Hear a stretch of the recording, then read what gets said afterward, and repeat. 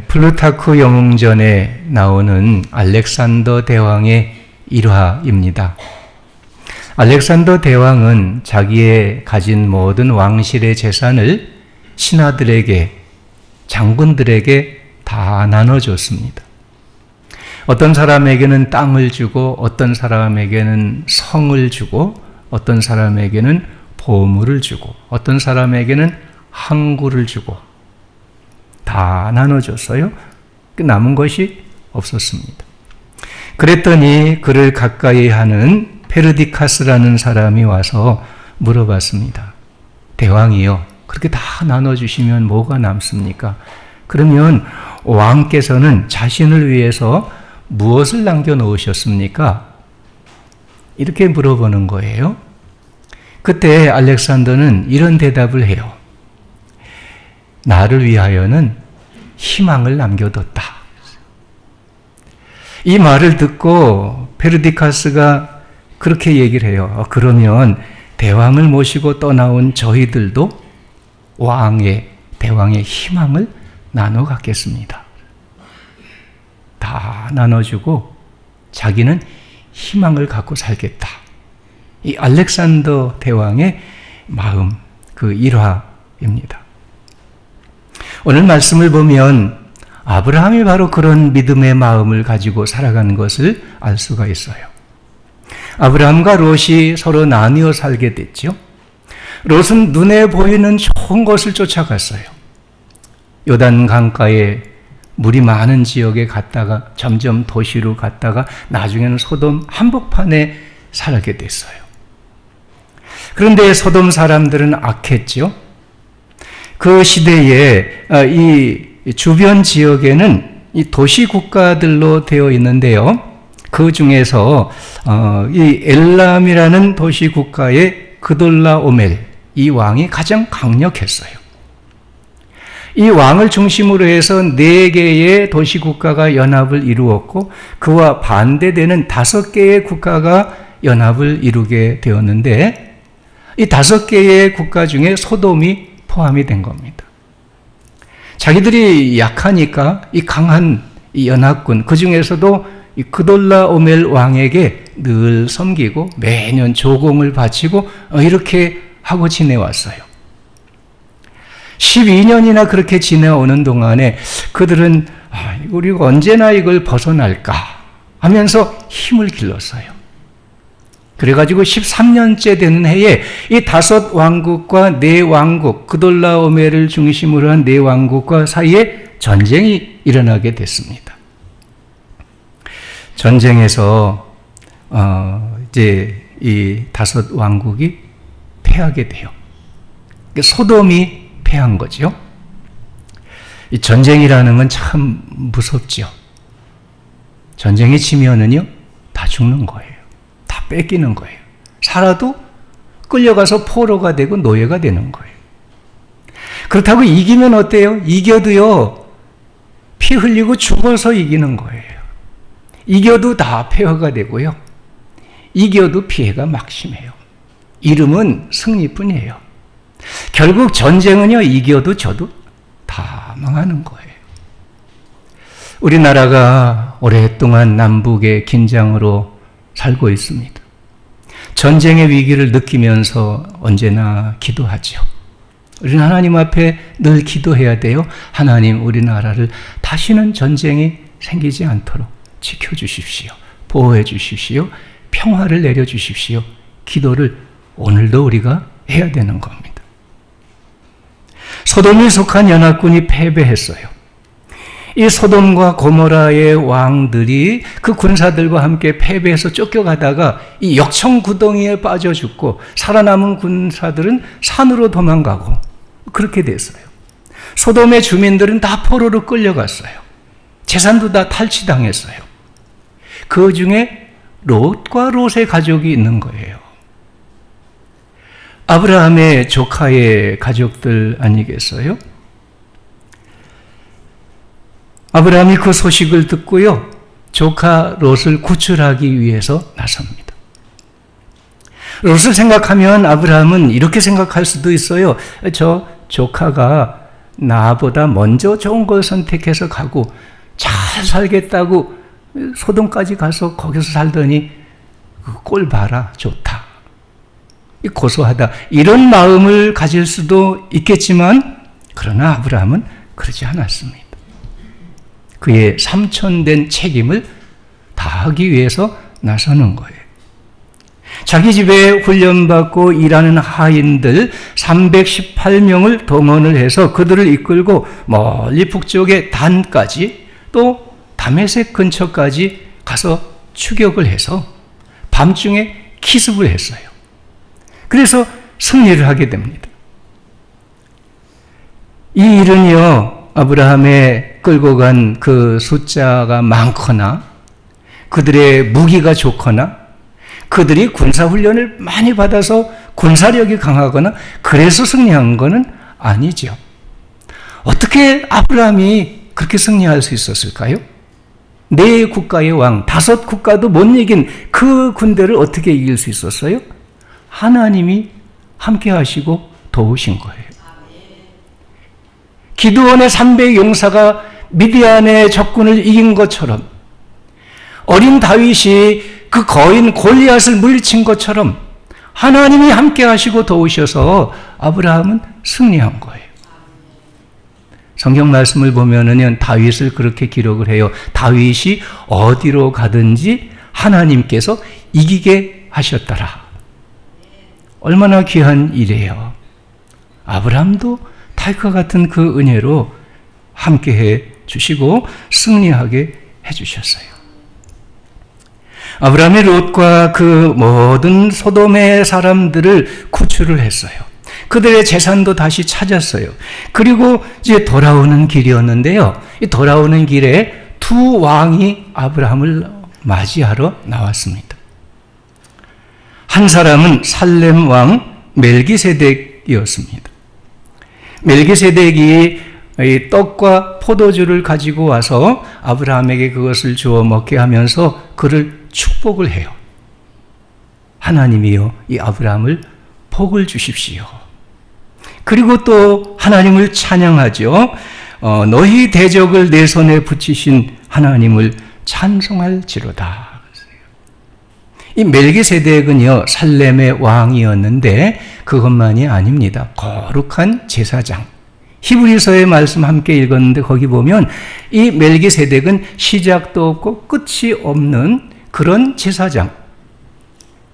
이 이스라엘의 구약시대 제사장은 모세시대에 레위 지파 중에 아론의 자손만 제사장으로 세웠는데 훨씬 그 이전에 하나님께서 직접 세워주시고 영원한 제사장으로 삼으신 이 멜기세덱, 그가 바로 하나님의 아들 예수 그리스도, 영원한 제사장 되신 그리스도의 기원이 된다 하는 것을 말씀해주고 있는 거죠. 멜기세덱은요, 떡과 포도주를 아브라함에게 주며 축복해 줬어요.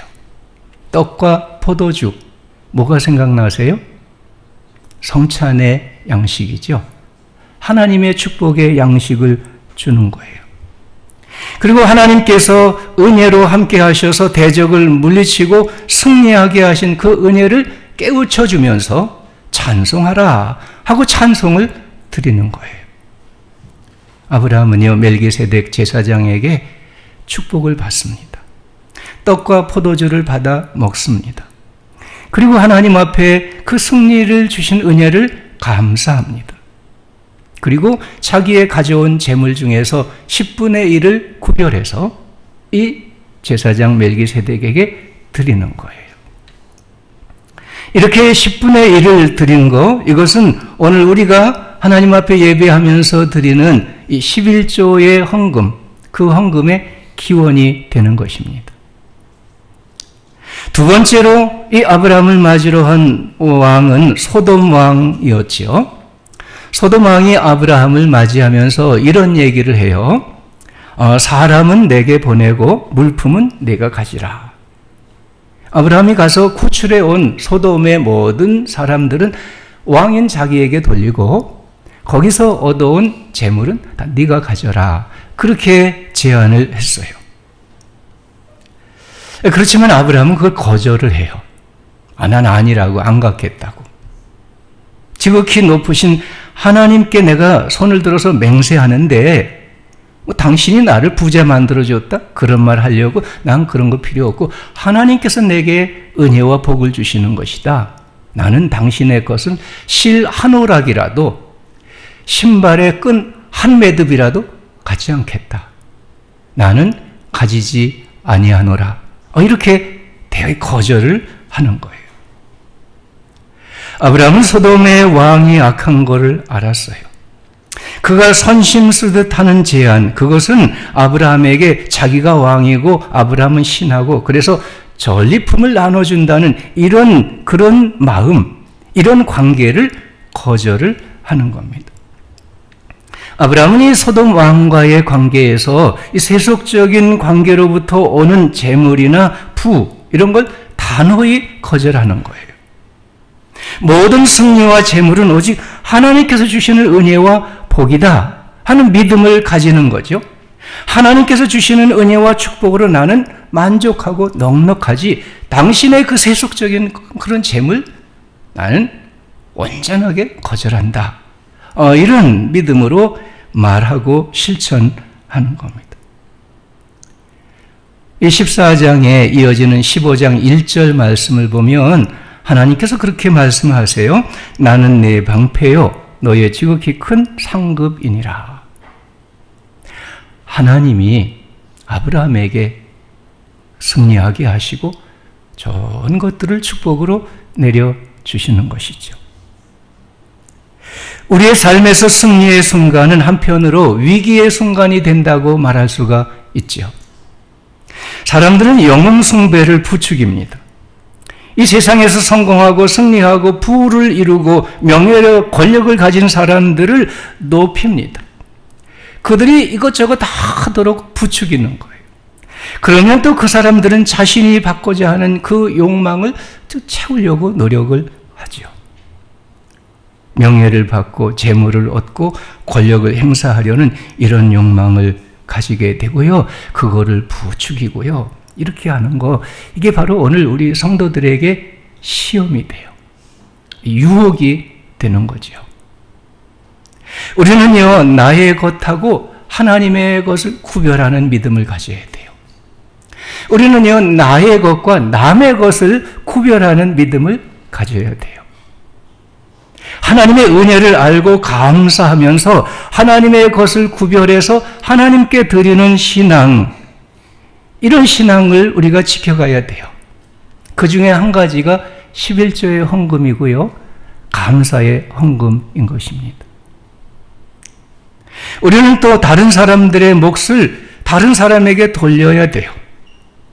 그들의 빼앗긴 것을 오히려 찾아줘야 되는 거예요. 내게 주어진 것까지도 그들과 함께 나누고 베푸는 이런 신앙의 삶이 되어야 하죠. 이것이 바로 신앙의 정의이고 사랑인 것입니다.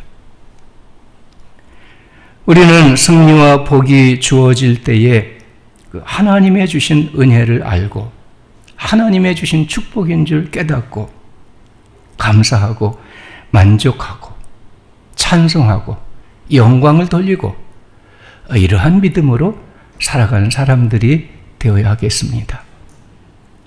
우리는 모든 것이 하나님의 은혜로부터 받은 것을 알고 나 자신이 영광을 취하는 것이 되어서는 안 돼요. 나 자신이 이익을 취하는 것이 되어서는 안 되죠. 하나님께 영광을 드리고 다른 사람들에게 나누고 은혜를 베풀고 이것이 바로 우리가 가질 신앙이고 신앙의 마음이고 신앙의 삶이 되어야 하는 것입니다. 하나님 이런 사람들을 기뻐하세요. 이런 믿음의 마음을 받아주시죠. 이렇게 드리는 것을 축복하시고요. 이렇게 나누는 삶에 평화와 복을 내려주시는 것입니다. 예수님께서 비유로 말씀해 주신 내용 누가복음 같이 읽었지요. 어떤 종이 있어요. 밭에 나가서 하루 종일 열심히 일했어요. 하루 종일 일하고 저녁 때 집으로 돌아왔는데 주인이 그 종에게 어떻게 얘기를 할까요? 그 종이 하루 종일 수고했으니까 밥을 맛있게 해놓고 기다렸다가 종이 들어오면은 수고했다고 이리 앉으라고 쉬라고 내가 맛있게 밥 해놨으니까 맛있게 많이 먹으라고 그렇게 할까요? 주인이 종한테 안 그러죠. 예수님께서 뭐라고 말씀하셨어요? 주인이 종에게 그렇게 하지 않는다. 오히려 주인은 종에게 내가 하루 종일 수고했지만은 이제 나를 위해서 먹을 저녁 식사를 준비하고 내가 먹는 동안에 옆에서 수종 들고 그 후에 내가 먹도록 해라. 그렇게 말하지 않겠느냐? 이런 말씀을 하시는 거예요. 그러면서 결론으로 주님께서 얘기하셨어요. 종이 자기의 받은 책임을 다 했다고 해서 주인이 감사하겠느냐? 이와 같이 너희도 명령받은 일을 다 행한 후에 우리는 무익한 종이라 우리가 하여야 할 일을 한 것뿐입니다. 그렇게 말할지니라 말씀하셨어요. 우리는 우리가 할 일을 다 했다고 해서 우리의 주인 되신 하나님께로부터 감사 받기를 기대하겠습니까? 내가 영광 받기를 구하겠습니까? 우리가 하나님 앞에 가질 믿음의 자세는 무엇입니까? 내가 할 일을 했을 뿐입니다. 오직 하나님께 영광을 드릴 뿐입니다. 이런 고백을, 이런 신앙의 삶을 살아가야 되는 거예요. 오늘 어떤 사람들은요, 성공하고 승리하고 재물과 권력을 가지게 될 때 교만해지는 거예요. 하나님의 은혜를 무시하죠. 자기가 영광을 누려요. 다른 사람들을 무시해요. 자기가 이익을 취하여 이렇게 살아가는 사람들이 많이 있습니다. 전쟁에 승리한 사람들만 아니에요. 강대국 사람들만 아니에요. 정치하는 사람들도요, 사업하는 사람들도요, 뭘 연구하고 개발하는 사람들도요, 그렇게 하는 사람들이 참 많아요. 심지어는 하나님을 섬기는 사람들 중에도 그런 사람들이 많아요. 하나님을 섬기고 교회 봉사하고 복음을 전도하고 이렇게 해서 좋은 결과들을 얻었을 때 그걸 가지고 자기 영광을 취하고 자기 후대까지 영광을 물려주려고 하고 이런 모습들이 오늘 이 시대에도 많이 있는 거 아니겠어요? 그러나 그 결과가 어떻게 될까요? 결국은 그들은 넘어집니다. 실패하고 맙니다. 성공과 승리는 무너지고 빼앗기고 수치를 당하게 되는 겁니다. 영적으로 그들은 시험에 들고요, 죄를 짓게 되고요, 결국은 영혼이 멸망하게 되는 거예요. 아브라함은요, 하나님께서 도우신 그 승리와 축복을 자기 영광으로 삼지 않았어요.